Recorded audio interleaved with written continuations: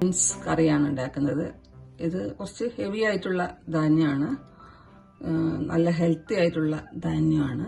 ഇത് തലേ ദിവസം രാത്രി ഒരു 8 മണിക്കൂറെങ്കിലും കുതിർത്തിയിടുക വെള്ളത്തിൽ.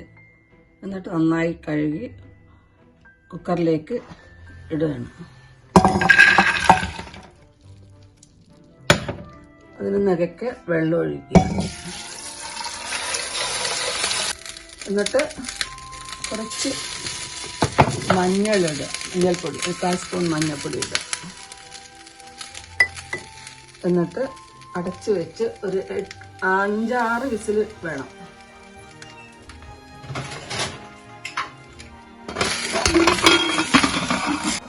നമുക്ക് കുക്കർ തുറന്ന് നോക്കാം സോയാബീൻസ് വെന്തിട്ടുണ്ടോ. നന്നായിട്ട് വെന്തിട്ടുണ്ട്. നമുക്ക് വേണമെങ്കിൽ ഇത് ഒന്നിങ്ങനെ ഉടച്ചു കൊടുക്കാം. കാരണം ഭയങ്കര വലിപ്പമുള്ള ബീൻസ് അല്ലേ, കഴിക്കാൻ ഇത്തിരി പ്രയാസം ഉണ്ടാവുന്നതുകൊണ്ടാണ് ഇങ്ങനെ നന്നായിട്ടൊന്ന് ഉടച്ച് കൊടുക്കാം. ഇനി നമുക്കിതിൻ്റെ മറ്റു കാര്യങ്ങളിലേക്ക് കടക്കാം. ഇനി അതിലേക്ക് ആവശ്യമുള്ള സാധനങ്ങൾ: സവാള, ഇതൊരു മീഡിയം സൈസ് സവാളയാണ്, 2 എണ്ണം.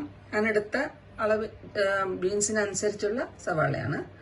പിന്നെ വെളുത്തുള്ളി ചതച്ചത് ഒരു വലിയ സ്പൂണ്, ഇഞ്ചി ചതച്ചത് ഒരു വലിയ സ്പൂണ്, 4 പച്ചമുളക് ചെറുതായി അരിഞ്ഞത്, പിന്നെ കുറച്ച് ജീരകം, മല്ലിയില, കുറച്ച് ഉലുവച്ചീര ഉണങ്ങിയതാണ്, പിന്നെ ഉപ്പ്.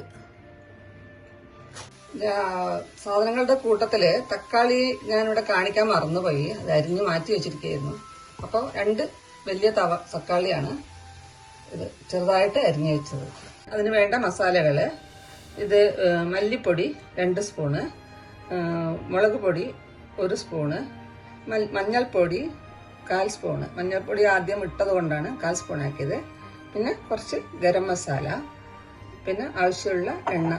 ഞാനിവിടെ റൈസ് ബ്രാൻ ഓയിലാണ് ഉപയോഗിക്കുന്നത്. പാനിൽ എണ്ണ ഒഴിക്കുക. നിങ്ങൾക്ക് വേണമെങ്കിൽ നെയ്യോ അല്ലെങ്കിൽ വേറെ ഏത് ഓയിൽ വേണമെങ്കിലും ഉപയോഗിക്കാം. വെളിച്ചെണ്ണ ഇതിൽ ഉപയോഗിക്കരുത് കേട്ടോ. അപ്പോൾ എണ്ണ ചൂടാവുമ്പോൾ അതിലേക്ക്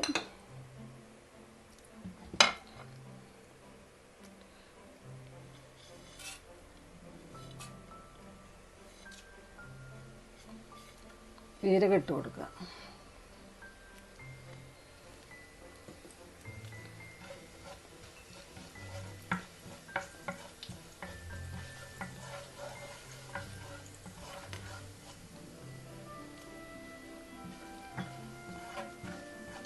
ജീരകം ഒന്ന് മൂത്ത് വന്നു. അപ്പം നമുക്ക് അതിലേക്ക് ഇഞ്ചി വെളുത്തുള്ളി ചതച്ചൊക്കെ ഇട്ട് കൊടുക്കാം. പച്ചമുളക് എല്ലാം ഒന്ന് മൂത്ത് വരുമ്പോൾ നമുക്ക് ഇതിൻ്റെ പച്ചമണമൊക്കെ പോകുമ്പോൾ നമുക്ക് അരിഞ്ഞ് വെച്ച സവാള ഇട്ട് കൊടുക്കാം.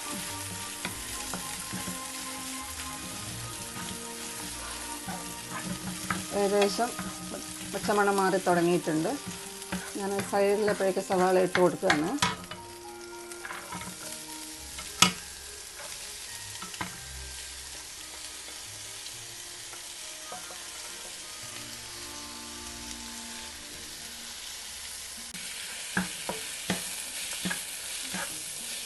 നന്നായിട്ട് വഴറ്റുക. ഉള്ളി വഴറ്റാൻ വേണ്ടിയിട്ട് നമുക്ക് വേണമെങ്കിൽ കുറച്ച് ഉപ്പിട്ട് കൊടുക്കാം. അപ്പം പെട്ടെന്ന്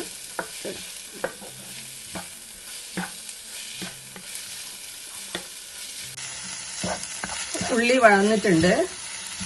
ഉപ്പിട്ടത് കൊണ്ടാണ് പെട്ടെന്ന് വഴന്ന് കിട്ടി. ഇനി നമുക്കിതിലേക്ക് മസാലകൾ ചേർക്കാം. മല്ലിപ്പൊടി,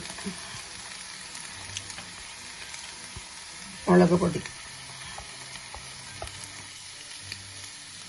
മഞ്ഞൾപ്പൊടി, ഗരം മസാല ഇപ്പം ഇടുന്നില്ല. ഇത് 3 വഴന്ന് വന്നിട്ട് കറി ഒഴിച്ച് അവസാനമാണ് ഗരം മസാല ഇടുന്നത്. അരിഞ്ഞു വെച്ച തക്കാളി ഇടാണ്. അപ്പോഴേക്ക് ആ മസാലേൻ്റെ മണമൊക്കെ അങ്ങ് പോയി കിട്ടും. ഇതിട്ട് നന്നായിട്ട് വഴറ്റുക.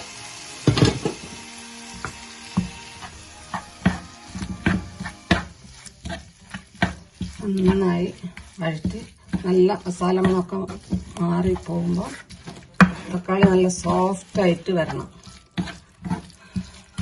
നന്നായി സോഫ്റ്റായി വരുമ്പോൾ നമുക്ക് ഇതിലേക്ക് വേവിച്ച് വെച്ച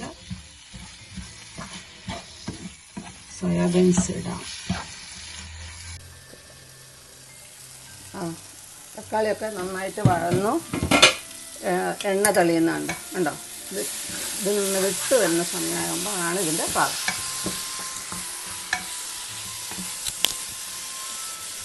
ഇതിലേക്ക് ഞാൻ ഉപ്പിടുകയാണ്.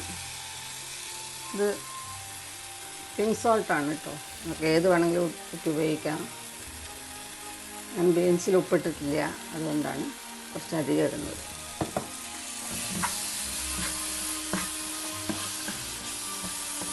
ഇതിലേക്ക് നമ്മൾ വേവിച്ച് വെച്ച ബീൻസ് ഇട്ട് കൊടുക്കാൻ മതി.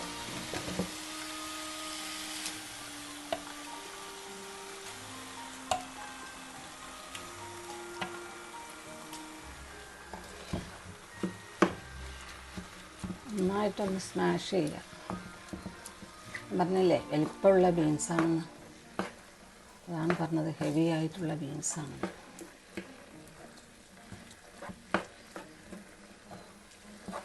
ഈ മസാലയിൽ കിടന്ന് ഇത് നന്നായിട്ടൊന്ന് എല്ലാത്തിലും മസാലയൊക്കെ പിടിക്കട്ടെ. അപ്പോൾ നമുക്ക് അതൊന്ന് മൂടി വെച്ചിട്ട് 2 മിനിറ്റ് വെയിറ്റ് ചെയ്യാം.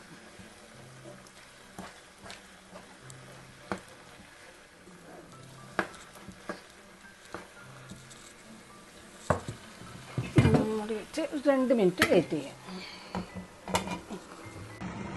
മൂടി തുറന്ന് നോക്കുക. എല്ലാം നന്നായിട്ട് വന്നിട്ടുണ്ട്. മസാലയൊക്കെ നന്നായിട്ട് പിടിച്ചിട്ടുണ്ടാവും. ഇനി നമുക്കിതിലേക്ക് വെച്ചിരിക്കുന്ന ഉലുവച്ചീരയില്ലേ, ഉണ്ടെങ്കിൽ ഇട്ടാൽ മതി, ഇല്ലെങ്കിൽ ഒന്നുമില്ല. നന്നായിട്ട് കൈ കൊണ്ടിങ്ങനെ നന്നായിട്ട് പൊടിച്ചിട്ട്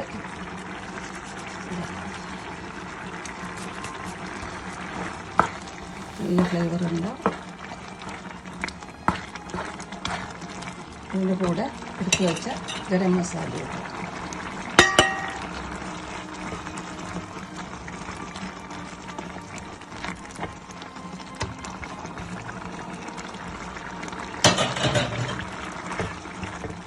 ആവശ്യത്തിന് ഗ്രേവിയൊക്കെ നിങ്ങളുടെ സൗകര്യത്തിനനുസരിച്ച് കൂട്ടാം കേട്ടോ.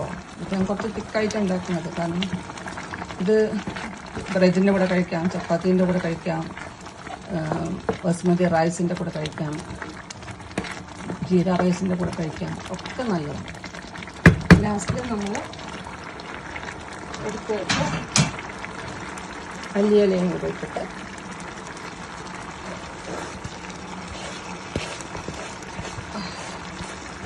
ഓഫ് ചെയ്യുക. സ്റ്റൗ ഓഫ് ചെയ്യുക.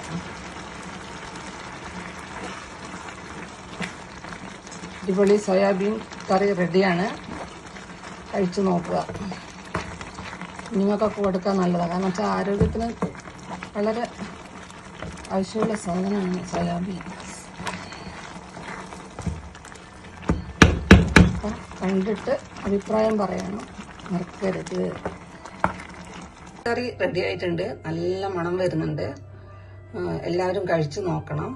ഞാനിതിൽ ഒരു ഇൻഗ്രീഡിയൻസ് പറഞ്ഞുതരാം. കാരണം ഇതിൽ കുറച്ചുകൂടി ഗ്രേവി വേണമെന്നുണ്ടെങ്കിലും അല്ലെങ്കിൽ നല്ല ടേസ്റ്റുമാണ്. നല്ല ഫ്രഷ് തേങ്ങാപ്പാൽ കിട്ടുവാണെങ്കിൽ 2-3 സ്പൂണ് ഇതിലേക്ക് ചേർക്കുന്നത് വളരെ നല്ലതാണ്. എനിക്കിവിടെ കിട്ടാത്ത കാരണം ഞാനിത് ഈ പൊടിയാണ് കലക്കി വെച്ചിരിക്കുന്നത്.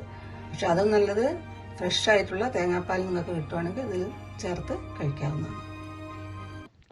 ഈ ചാനൽ സബ്സ്ക്രൈബ് ചെയ്യാനും ബെൽ ബട്ടൺ പ്രസ് ചെയ്യാനും മറക്കരുത്. നന്ദി.